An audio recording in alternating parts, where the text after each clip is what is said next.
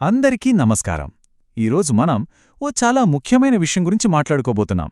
అదే మన భారత రాజ్యాంగానికి ప్రాణం పోసే ప్రాథమిక హక్కులు. అవును, ప్రతి ఒక్క భారతీయ పౌరుడు ఖచ్చితంగా తెలుసుకోవాల్సిన మన హక్కుల గురించి వివరంగా చూద్దాం. ముందుగా ఒక చిన్న ప్రశ్న.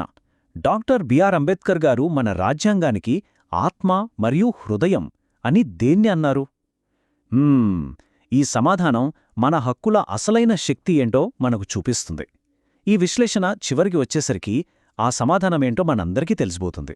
సరే, ఇక ఆలస్యం చేయకుండా మన ప్రయాణం మొదలుపెడదాం. రైట్, ఫస్ట్ ఆఫ్ ఆల్ అసలు ఈ హక్కులు అంటే ఏంటి? అంటే ఫండమెంటల్ రైట్స్ అని అంటున్నాం గదా, వాటి అర్థమేంటి? అవి మనకెక్కడ్నుంచొచ్చాయి? ఈ బేసిక్ ప్రశ్నలతో స్టార్ట్ చేద్దాం.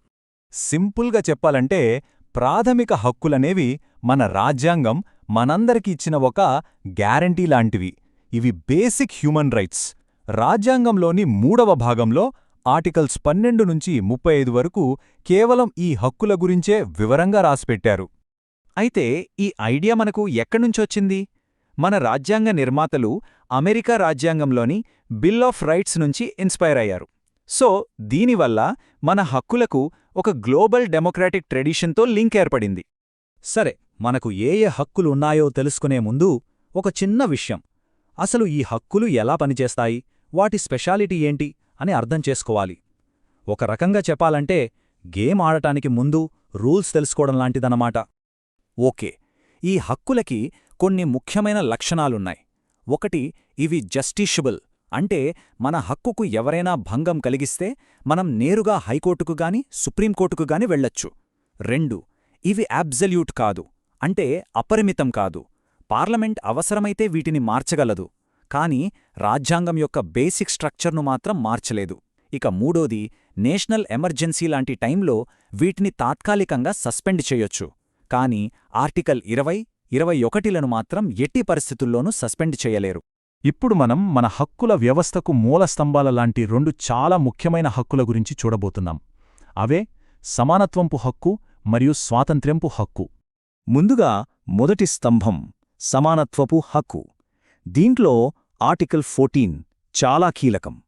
ఇది చాలా సింపుల్గా, క్లియర్గా చెప్తుంది, చట్టం ముందు అందరూ ఒకటే, అంతే.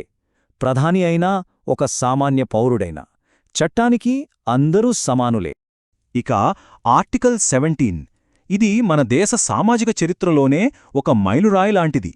అంటరానితనం అనే దారుణమైన దురాచారాన్ని ఇది పూర్తిగా చట్టవిరుద్ధం చేసింది. సామాజిక న్యాయం వైపు వేసిన ఒక అతిపెద్ద అడుగుది. సరే, ఇక 2వ స్తంభం చూద్దాం. అదే ఆర్టికల్ 19. ఇది మనకు 6 రకాల స్వేచ్ఛలనందిస్తుంది. అవేంటంటే మనకు నచ్చింది మాట్లాడే స్వేచ్ఛ, శాంతియుతంగా గుమికూడే స్వేచ్ఛ, సంఘాలు పెట్టుకునే స్వేచ్ఛ, దేశంలో ఎక్కడికైనా వెళ్లే స్వేచ్ఛ, ఎక్కడైనా నివసించే స్వేచ్ఛ, ఇంకా మనకు నచ్చిన వృత్తిని చేసుకునే స్వేచ్ఛ. చూశారా, ఇవన్నీ మన వ్యక్తిగత స్వాతంత్ర్యానికి ఎంత గట్టి పునాది వేస్తున్నాయో. కానీ అన్నింటికంటే ప్రాథమికమైనది, అత్యంత ముఖ్యమైనది ఆర్టికల్ 21, జీవించే హక్కు మరియు వ్యక్తిగత స్వేచ్ఛ. నిజం చెప్పాలంటే ఈ ఒక్క హక్కు లేకపోతే మిగిలిన ఏ హక్కుకూ విలువే ఉండదు. అంత ప్రాముఖ్యత ఉంది దీనికి. రైట్, సమానత్వం, స్వేచ్ఛ చూశాం కదా. ఇప్పుడు పీడన నుంచి మనల్ని కాపాడే మన మత, సాంస్కృతిక స్వేచ్ఛలకు గ్యారంటీ ఇచ్చే మరికొన్ని హక్కుల గురించి తెలుసుకుందాం. ఇవి మనకు మరిన్ని రక్షణ కవచాలు లాంటివి. పీడన నిరోధక హక్కు అంటే రైట్ ఎగెనెస్ట్ ఎక్స్‌ప్లాయిటేషన్. ఇది మనుషుల అక్రమ రవాణా, బాలకార్మిక వ్యవస్థ లాంటి వాటిని నిషేధిస్తుంది. ఇక మత స్వాతంత్ర్యపు హక్కు మనకు నచ్చిన మతాన్ని స్వీకరించే, ప్రచారం చేసుకునే పూర్తి స్వేచ్ఛనిస్తుంది. అలాగే విద్యా, సాంస్కృతిక హక్కులు ముఖ్యంగా మైనారిటీల భాష, సంస్కృతిని కాపాడటానికి ఎంతగానో ఉపయోగపడతాయి. ఇప్పటివరకు మనం చాలా హక్కుల గురించి మాట్లాడుకున్నాం, కాని ఇప్పుడు మనం ఈ మొత్తం వ్యవస్థకే గుండెకాయిలాంటి ఒక విషయానికొస్తున్నాం. అసలు ఈ హక్కులన్నింటికీ ప్రాణం పోసే ఆ ఒక్క ఆర్టికల్ ఏంటి తెలుసుకునే సమయం వచ్చేసింది. అవును, మనం మొదట్లో అడిగిన ప్రశ్నకు సమాధానం ఆర్టికల్ 32. అదే రాజ్యాంగ పరిహారపు హక్కు, అంటే రైట్ టు కాన్స్టిట్యూషనల్ రెమెడీస్. ఒక్క మాటలో చెప్పాలంటే ఈ ఆర్టికల్ లేకపోతే మనం ఇప్పటిదాకా చెప్పుకున్న హక్కులన్నీ కేవలం కాగితం మీద అక్షరాలే, వాటికసలు విలువే ఉండదు. సరిగ్గా అందుకే డాక్టర్ బిఆర్ అంబేడ్కర్ గారు ఆర్టికల్ 32 గురించి అంత గొప్పగా చెప్పారు. ఇది రాజ్యాంగానికి ఆత్మ మరియు హృదయం వంటిది అని. ఎందుకంటే ఇదే అన్ని హక్కులకు రక్షణ కవచం. అసలు ఈ ఆర్టికల్ చేసే పనేంటి? చాలా సింపుల్. మన ప్రాథమిక హక్కుల్లో దేనికైనా భంగం కలిగితే మనం నేరుగా సుప్రీంకోర్టుకే వెళ్ళిపోయే అధికారాన్ని ఇది మనకిస్తుంది.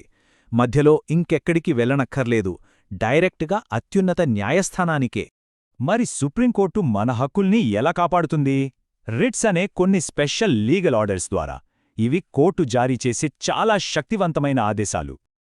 మన రాజ్యాంగంలో 5 రకాల రిట్సున్నాయి: హేబియస్ కార్పస్, మ్యాండమస్, ప్రొహిబిషన్, సర్ష్యోరరీ, ఇంకా కో వారెంటో. ఇవన్నీ ఒక్కొక్క సందర్భంలో పౌరుల హక్కులను కాపాడటానికి కోర్టు ఉపయోగించే ఆయుధాలలాంటివి. వీటి ద్వారా కోర్టు ప్రభుత్వాన్నైనా సరే ప్రశ్నించి ఆదేశాలు జారీ చేయగలదు. సరే, అంతా బాగానే ఉంది. కాని ఒకసారి ఆలోచించండి.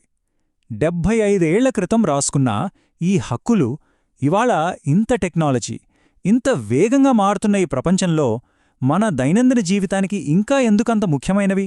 వాటికి ఇప్పటికీ అంత విలువ ఎందుకుంది? ఈ ప్రశ్నతోనే ఈ విశ్లేషణను ముగిద్దాం.